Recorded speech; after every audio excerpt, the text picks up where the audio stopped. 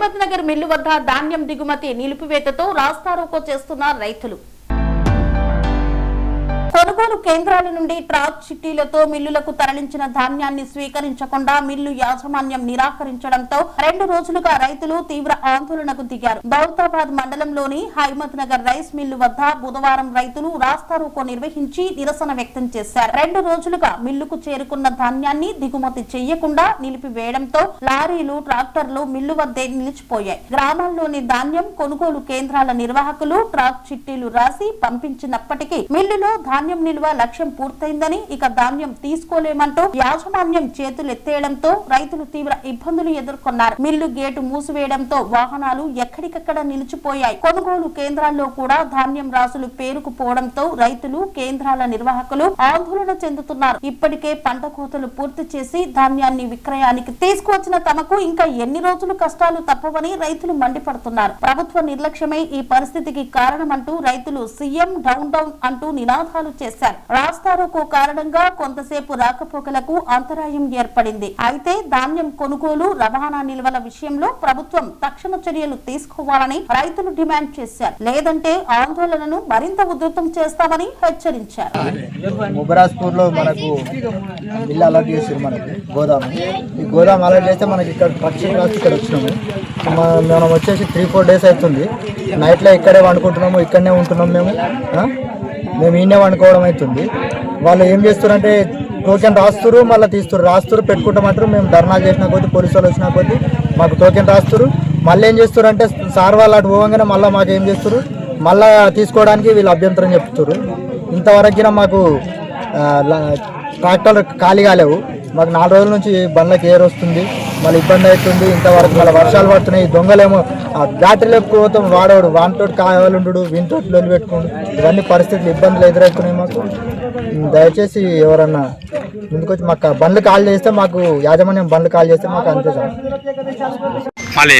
రాయపూల్ మండలు ఇక్కడ స్థానికంగా ఉన్నటువంటి నిర్మలా ట్రేడర్స్కు మాకు ఒడ్లు పంపించడం జరిగింది. గత 4 రోజుల నుంచి కూడా తీసుకుంటామని చెప్పుడు తప్ప ఒక్క బస్స ఖాళీ లేదు.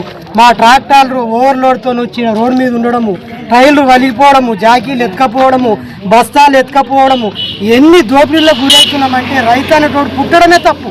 వాస్తవానికి పుట్టి రైతాంగాన్ని ఎంచుకున్నాడు దరిద్రం తప్ప ఇంకోటి ఏమీ లేదు. మేము 4 రోజుల నుంచి ఇక్కడ వచ్చి నిరాహార దీక్షలు చేసి, రోడ్డు మీద బస్తాలు వేసి, ట్రాక్టర్లు అడ్డం పెట్టి, మేము ఎండల కూర్చొని వానకు ఎండకు దడుచుకుంటూ కూడా కూర్చుంటే కూడా ఒక్క అధికారి వచ్చి పట్టించుకున్నోడు లేడు. ఇది అన్యాయం అని ఎదిరించినోడు లేడు, మా బస్తాలు కొన్నోడు లేడు. ఎట్లా మరి మమ్మల్ని వ్యవసాయం చేయమంటారా, బంద్ చేయమంటారా? ఇయ్యాలటి కూడా ఎస్ఐ సార్ మా బాధ విన్నవించుకొని 2 గంటలు ఈడుండి మాకు టోకెన్లు ఇప్పించి కూడా తీసుకోమని వాళ్ళ యాజమాన్యాన్ని బతిలాడిని మా తరఫున.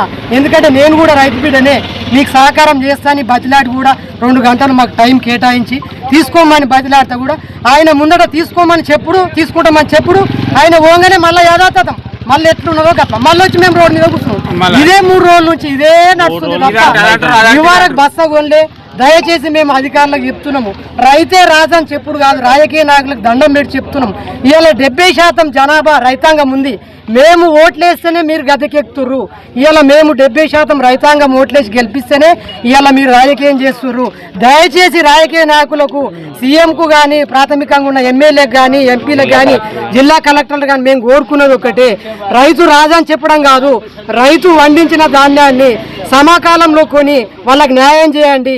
70% వాళ్ళ ఓట్లు దండుకొని గద్దెకెక్కి వాళ్ళని తుంగలో దొక్కే ప్రయత్నం చేయకండి. మేము పేరున వేడుకుంటున్నాము. దయచేసి రైతుల గోస గుచ్చుకోకుర్రి, మమ్మల్ని రోడ్డు మీదకి చేయకుర్రి, మా పని మమ్మల్ని మా చేనులో చేసుకొని ఇర్రని మేము వేడుకుంటూ దయచేసి ఓట్లను కొనుగోలు చేయాలని మేము రైతులందరి పక్షాన సీఎం సార్ను కానీ, లోకల్ స్థానిక లీడర్లను కానీ, ఎమ్మెల్యేలు కానీ కోరుతున్నాం. పట్టించుకొని మా బాధ గోడు వినండి, దయచేసి వేడుకుంటున్నాం, దండం పెట్టి చెప్తున్నాం. మిత్రులకి తెలియజేయడం ఏమైందంటే, మా బాధ ఈరోజు నిన్నటిది మొన్నటిది కాదు. నెల క్రితం దాదాపు 15 రోజులు అవుతుంది మేము ఒర్లు కోసి, 15 రోజుల నుంచి ఒర్లు కోసి ఐకేకు తీసుకొచ్చి దగ్గర ఒక వారం రోజులు ఆరబెట్టినాం. వారం రోజులు ఆరబెట్టిన తర్వాత మధ్యంతర వర్షాలు వచ్చినాయి. ఆ విషయం మీకు తెలుసు, ప్రతి ఒక్కరికి తెలుసు. వర్షాల వల్ల నానితే మళ్ళీ ఎండపోసినాం. ఎండపోసిన తర్వాత జల్లి పెట్టాం. ఆ జల్లికి ఒక వారం రోజులు సీయాలి. ఆ సీరియళ్ళల్లో ఏమవుతుందంటే జల్లి వేయడానికి లేట్ కావడం కారణం ఏంటంటే ఒక్కొక్క ఐకేపీ సెంటర్కి ఐకేపీ సెంటర్కి ఒక్కొక్క జల్లే ఇస్తారు. అట్లా అది లేటు.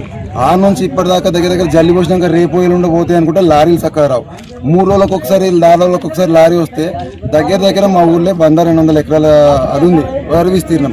2 రోజులకు 3 రోజులకు లారీ వస్తే అది పోయేది కాదు. అట్లా బతిమాడి ఇట్లా బతిమాడి మొన్న మా ఐకేపీ ఇన్ఛార్జ్ ఎవరైతే ఉన్నారో భాస్కర్ అతని పేరు ఇట్లా ఖాళీ అవుతుంది ఇట్లా తీసుకపోరు అని చెప్పి మాకు టచ్ ఇచ్చింది. ఆడ ఏమైంది మేము అదే రోజు 7 తారీఖున పొద్దున్నాము రాసి ఇచ్చినాం. మేము అడావిడిగా మధ్యాహ్నం ఇట్లా ఎర్ర ఎండలు నింపుకొని తీసుకొని వచ్చినాం. ఈడ తీసుకొని ఇంకా తీసుకురాలేదు. సాయంత్రం వర్షం పడింది. ఆడ వర్షం పడితే పక్కన ఆపినాం. ఈడ జరిగిన విషయం ఏంటంటే 7 తారీఖు నాడు సాయంత్రం 7:30 దాకా టోకెన్లు ఇచ్చారట. ఆ టోకెన్లు ఇచ్చిన విషయం మాకు తెలియదు. మేమేమో ఆడ టోకెన్లు ఇచ్చేది ఈడ. మేము రాత్రి 12, 11:30, 12 గంటలకు వచ్చినాం. వచ్చిన తర్వాత వీళ్ళని ఎవరు లేరు కాబట్టి టోకెన్లు అడగాలి. తెల్లారి ఉదయం 7:30, 8 గంటలకు వస్తారని చూసినాం. రాలేదు. 9 అయింది రాలేదు. 10 గంటలకు వచ్చారు. సార్ ఇట్లా టోకెన్లు ఇచ్చిరట కదా అని చెప్పి అడిగితే దించుకుంటాం టోకెన్లు ఏమి అవసరం లేదని చెప్పారు. అది 8 తారీఖు నుంచి 9 పోయింది. 10 తారీఖు 9, 10, 11కి వస్తుంది. టోకెన్లు ఇయ్యాలంటే టోకెన్లు ఇయ్యరు. దించుకోమంటే దించుకోరు. ఎవరెవరికో టోకెన్ ఎట్లా పోయినో తెలియదు. మేము సీరియల్ ప్రకారం వచ్చిన మాకు టోకెన్లు లేవు. మా ఇంటికి వచ్చిన 10-15 బండ్లకు టోకెన్లు ఉన్నాయి.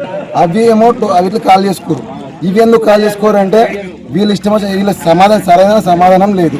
ఒక ఎమ్మెల్యేకి ఫోన్ చేస్తే ఆన్సర్ చేయడు. వాళ్ళకు వ్యవసాయ మార్కెట్ కమిటీ చైర్మన్ కనుక వచ్చిన ఆయన రిక్వెస్ట్ చేస్తుంది.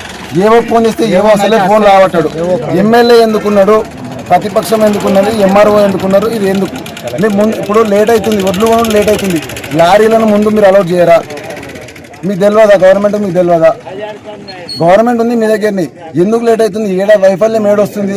ముందు మీరు గోదాములు ఖాళీ అయినాయా కాలేదా? ఎంతవరకు అది కావాలని ఇప్పుడు అప్పుడు మధ్యలో వరి సంచులు ఈర సంచులు చేయక అట్లా ఇబ్బంది పెట్టారు. ఇప్పుడు దగ్గర 15 రోజుల నుంచి మాకు ఖాళీ కాలే. వారం 10 రోజులు ఐకేబీలు ఏడుస్తాం. ఇంకా వారం 10 రోజులు జల్లి కోసం మన మిషన్ల చుట్టూ వాళ్ళ కాలు వీళ్ళ కాలు మొక్తాం. వీళ్ళకొచ్చి ఈడ వీళ్ళ కాలు మొక్తాం. ఈడ వీళ్ళు తీయరు. 3 సార్లు ధర్నా చేస్తే దౌలతాబాద్ వేస్తే అరుణ్ కుమార్ సార్ వచ్చిండు. నిన్న 12 గంటల దాకా మాతోటే ఉన్నాడు. సార్ మాతో ఉండి టోకెన్లు ఇప్పించిండు. టోకెన్లు ఇప్పిస్తే పొద్దున ఏమన్నారు